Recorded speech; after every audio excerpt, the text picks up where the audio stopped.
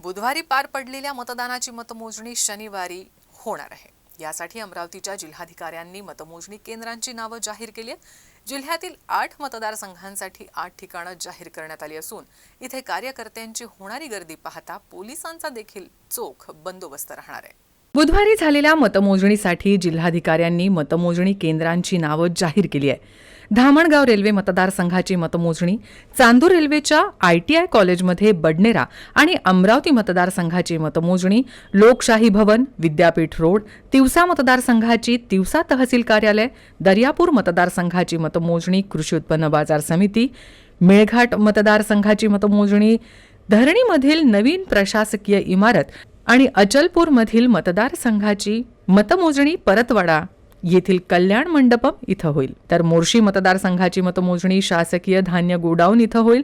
उमेदवार किंवा उमेदवारांचे प्रतिनिधी आणि मतमोजणी अधिकारी कर्मचारी यांच्या व्यतिरिक्त इतर कोणालाही मतमोजणी स्थळांच्या 100 मीटर परिसराच्या आत प्रवेश देण्यात येऊ नये। तसंच निवडणूक निर्णय अधिकारी यांनी उमेदवार किंवा त्यांच्या प्रतिनिधींना अधिकृत पास दाखवल्याशिवाय प्रवेश देऊ नये। मतमोजणी ठिकाणी कुठल्याही प्रकारचे झेरॉक्स, फॅक्स, ईमेल इतर संपर्क साधनांच्या वापरावर प्रतिबंध करण्यात येत आहे। तसंच मतमोजणी ठिकाणच्या 100 मीटर परिसरामध्ये mobile phone, wireless set, transistor, calculator इत्यादी प्रकारच्या साधनांच्या वापरावर प्रतिबंध घालण्यात येत आहे।